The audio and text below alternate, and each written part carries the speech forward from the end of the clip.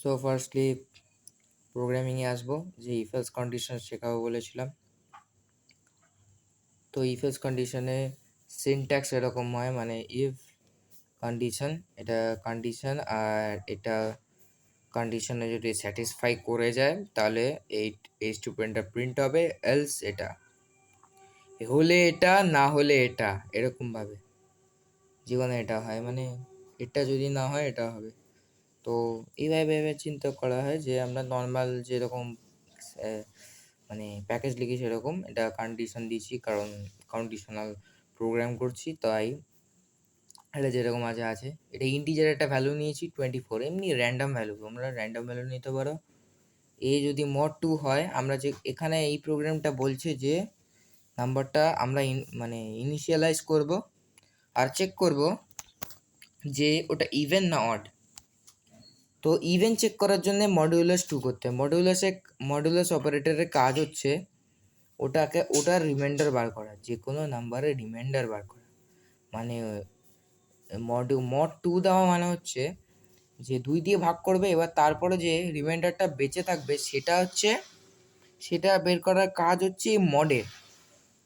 ঠিক আছে, তো ভেরি সিম্পল, মানে তো 2 দিয়ে মড করলে তো 24কে 2 দিয়ে ভাগ করলে 12 হয়। এবার 12 হচ্ছে কোশ্চেন্ট, এবার তার রিমাইন্ডারে কিন্তু 0 থাকে, তো 0 ইকুয়াল টু 0 হয়ে যাবে। ঠিক আছে, তো এই স্টেটমেন্টটা প্রিন্ট করবে। এবার এর বদলে আমি যদি লিখি 23, তখন কিন্তু হবে না। তো দুরকমভাবে আউটপুট দেখাচ্ছি। ঠিক আছে, তো যদি মড স্যাটিসফাই করে এটা, নালে এটা। কম্পাইল করছি, কম্পাইল করে ডান দিকে ক্লোজ বাটনে যাবে, তো এই কন্ডিশনে রাইট ক্লিক করবে, ভয়েড মেনে ক্লিক করবে। তো এই কন্ডিশন মেনে যে দুটো ব্র্যাকেট থাকবে ওটাকে 24 is an even number, 24 is an even number, এটা হচ্ছে দেখালো আউটপুট। এবার আমি এর আউটপুট স্ক্রিনটা পরিষ্কার করতে চাই। ঠিক আছে, আউটপুট স্ক্রিনটা ক্লিয়ার করতে চাই, ক্লিয়ার করলাম, ক্লিয়ার ইজ ডান। এবার এই প্রোগ্রামটাতে হালকা চেঞ্জ আনবো, যে এটাকে আমি 23 করে দিলাম, এর ভ্যালুটা 23 করে দিলাম। এবার কম্পাইল করে ক্লোজ করলাম। ক্লোজ করলে রাইট ক্লিক করলে ভয়েড মেনে ক্লিক করলাম, ভয়েড মেনে ক্লিক করে কন্ডিশন মেনে ব্র্যাকেট দেখাবে, ওকে 23 is an odd number, clear হয়ে গেল, সিম্পলি হয়ে গেল। প্রোগ্রামটা খুব সিম্পল। তো নেক্সট একটা প্রোগ্রামে আসে নাম্বার প্রোগ্রাম। এখানে কোয়েশ্চেন ছিল যে enter a number and check whether it is divisible by both 5 and 2। তো একটা নাম্বার ইনপুট নেব আর চেক করব যে 5 দিয়ে সেটা ভাগ যায়, 5-এর সাথে 2 দিয়ে কি ওই নাম্বারটা ভাগ যায়, তো সেটা চেক।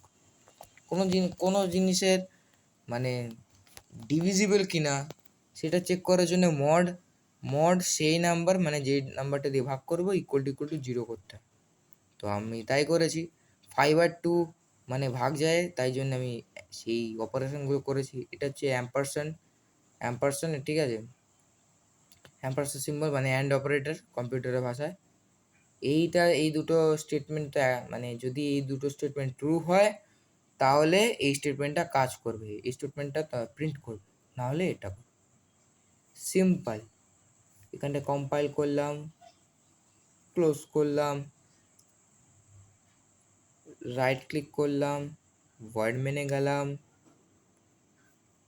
আচ্ছা নাম্বার প্রগ মেন, এখানে নাম্বার চাইছে, এটা মেথড কলের সময় নাম্বার চাইছে, ওই প্যারেন্থেসিসে না, মানে ভ্যারিয়েবল দিলে তখন এই মেথড কল বক্সে নাম্বার চাইবে। তো 5 and 2 দিয়ে ডিভিজিবল কি হয়, 40 হয় না, আমি এখন 20 দিয়ে লিখি না, 20 তো হয়, তাও দেখছি। It is divisible by both 5 and 2, মানে 20 নাম্বারটা 5 আর 2 দিয়ে দুটো দিয়ে ভাগ যায়, হয়ে গেল। এবার তার উল্টো কেস করব, ও ভরে থাক। এবার আমি 23 দেখলাম, 23।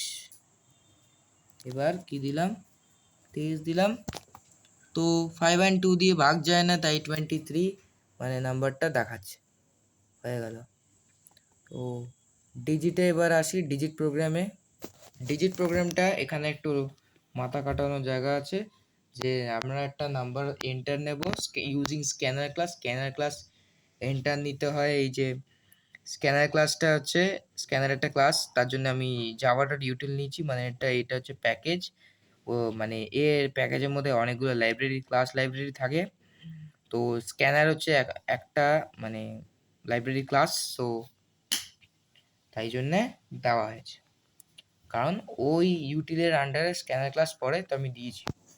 তো scanner object is equal to new scanner system dot in, এইভাবে লিখতে হয়। অবজেক্ট আমি ওবি এমনি লিখেছি, নাহলে এসসি লেখা যায়, র্যান্ডাম যে কোনো নাম লেখা যায়।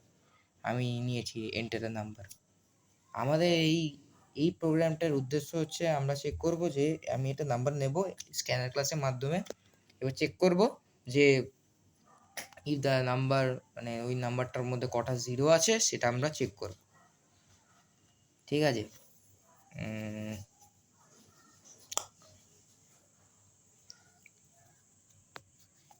তো আমরা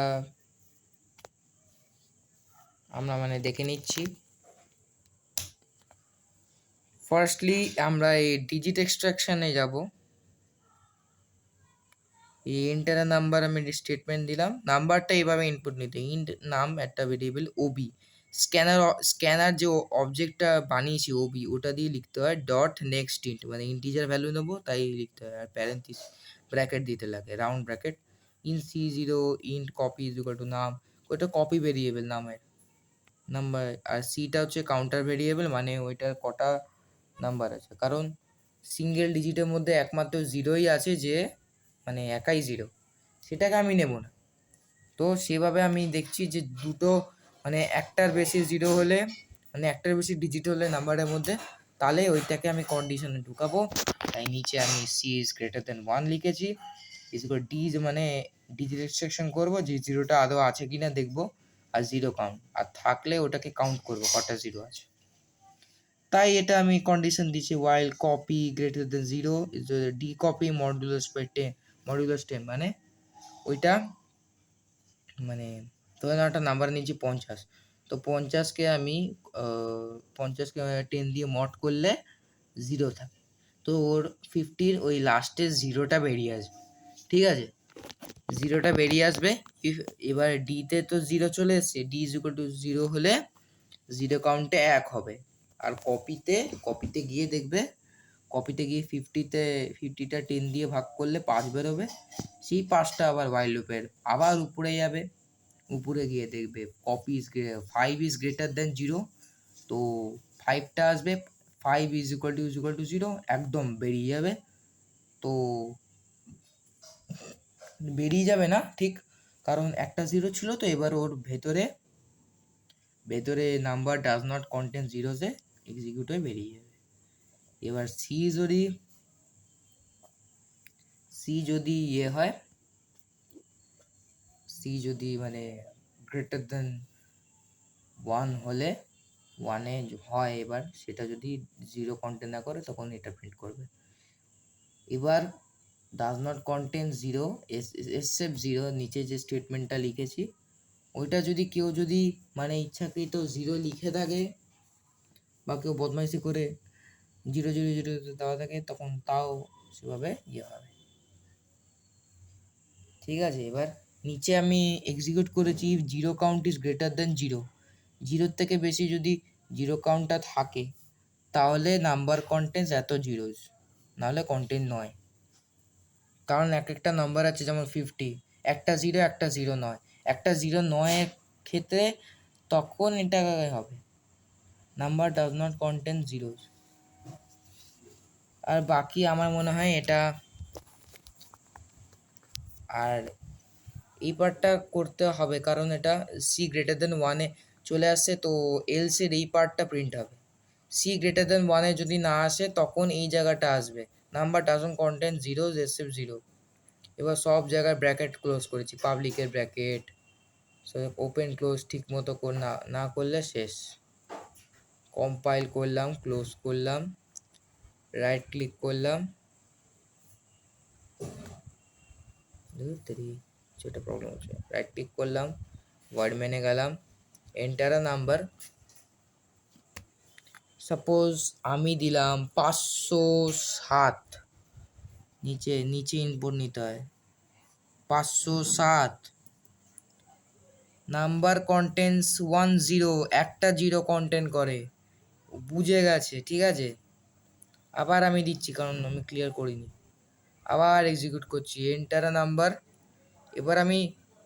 এবার আমি দিচ্ছি শুধু 0,